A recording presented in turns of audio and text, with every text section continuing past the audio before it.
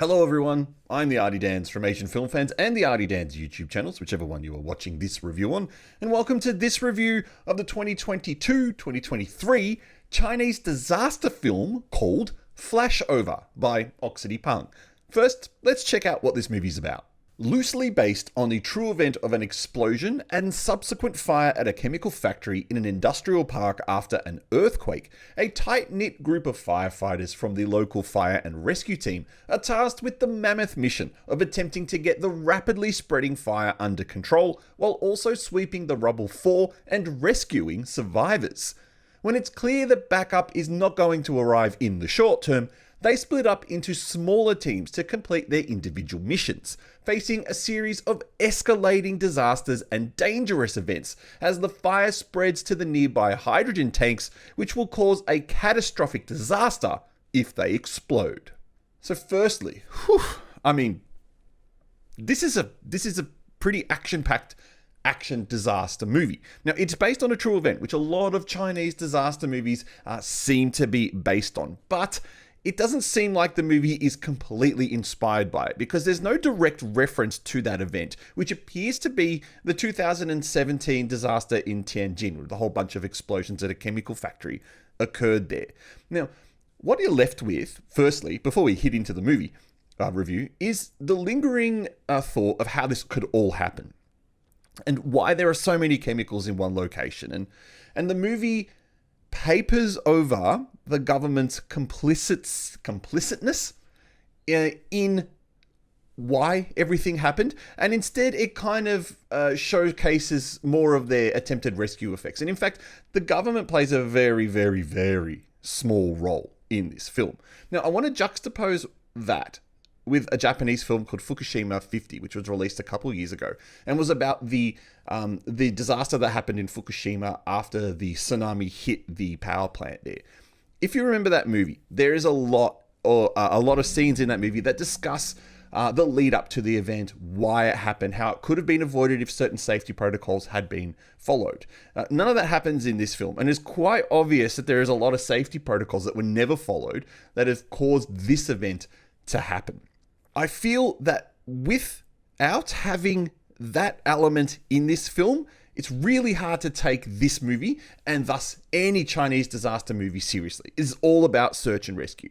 Now, there's a reason why it's like that, and it's very clear, very, very clear, that this movie is a firefighter recruitment video. And it becomes very obvious during the movie when you see training scenes, shirtless, strong looking guys. And, that's targeted to the boys in the audience thinking, I could be that guy one day and I could get all the girls and I could do this. You're showcasing scenes of action and leadership and rescuing people. You're not shown any of the bad sides, and that's fine. A recruitment video, you don't show the bad sides of things other than death. But it's very clear that this is what they're going for. Now, they do this in a couple of ways as well. There is the great use of technology. There are drones. There's a lot of drone usage, which I think is awesome. And drones have changed the way search and rescue is done throughout the world. And it's great to see the way that drones are used in this film as well. There's also something really interesting. It seems to be a bit of technology from the US, and that is firefighting missiles, where they have this missile launcher that just launches missiles that contain a substance to help diffuse the fire. Great use of that. Also, there's uses of these little robots used to put out the ground-based fires so that the team can continue to walk through the plant and continue on their mission. There's also lots of other great firefighter technology used that really makes you think, well, the whole process of rescuing of firefighters has come a long way. And then you get what I believe is to be the ultimate recruitment role in this movie, and that is the focus on something called an information officer, which the movie makes very clear that it is someone who makes videos and who scouts out the area.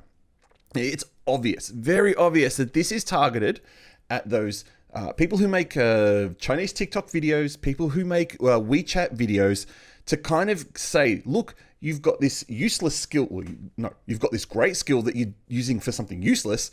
Come and join and be a firefighter and put that skill to great use to rescue people. And there is a scene later on in the movie where they're interviewing for a new information officer, and the question they ask him is, can you make videos? So very, very clear as this movie goes on that it is a recruitment video. Now, the movie starts off with a very thrilling scene, and that is used specifically to showcase how the team works together, that they've got a leader who controls what they do, that they're very good at their job because they can rescue and they can conduct a search and rescue safely. But there's also a scene that follows directly after where they're all bonding. And they're all bonding over an event of one of their crew members' father's 60th birthday. That becomes really, really important later in the film. The producers, the director, the screenwriter, they know exactly what they're doing when they're writing this film. There's also another scene. Feminists are going to really hate this bit. But there's another scene, the leader is very much work focused. And his partner comes in, she's a teacher, and she wants to call off their wedding because he's just so busy with his job. Now, this event happens directly after that scene. The explosion happens, and it devastates the whole town, including the school that she's working in. Now, she needs to then use any of the skills that her husband's taught her, fiance's taught her, to rescuing the children. And there's a scene where she's waiting for the firefighters to come rescue her off the top of the building, where she has this realization that what her husband or future husband does is really important. And by the end of the film, she says to him, I can see that your job is so important and I support you. Or something along those lines, right?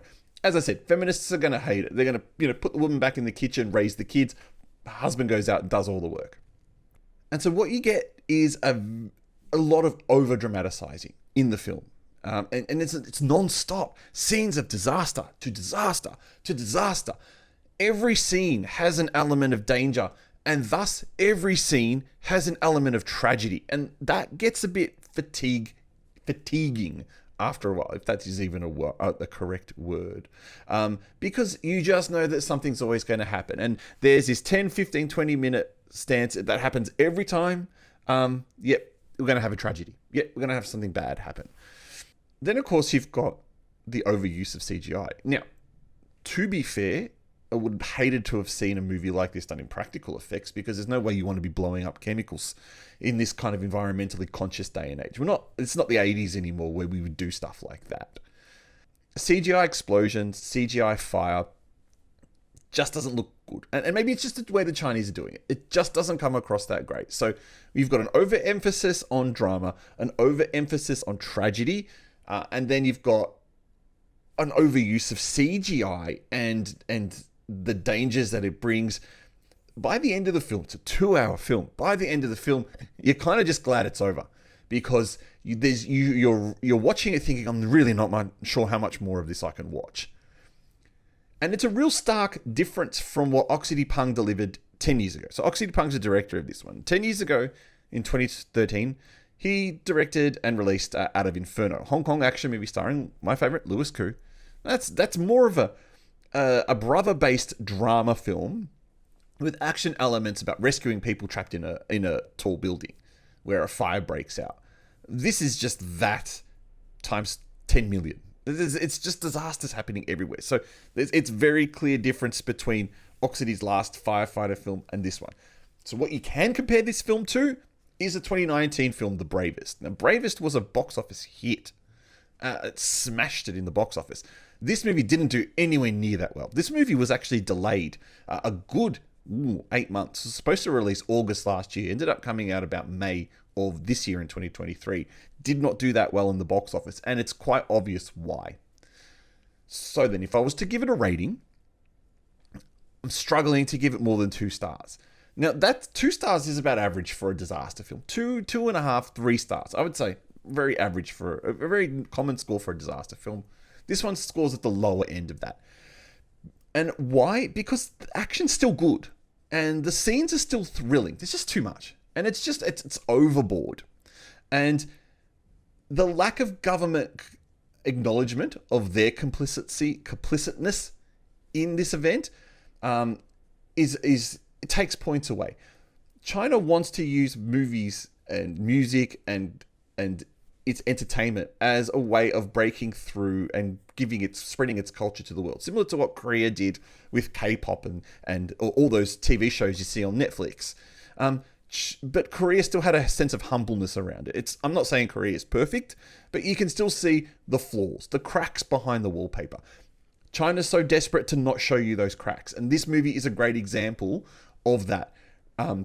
Focus directly on the firefighters, make it a fire movie, but don't let the audience know that the reason that this event got so out of hand was because there was was the lack of compliance, corruption, bribery. So then, take it as you will. That's Flashover from Oxydiepung. Hope you liked this review. If you did, please press the like button. Please consider subscribing for more movie reviews in the future. Otherwise, I will catch you next time in our next movie review. Thanks for watching.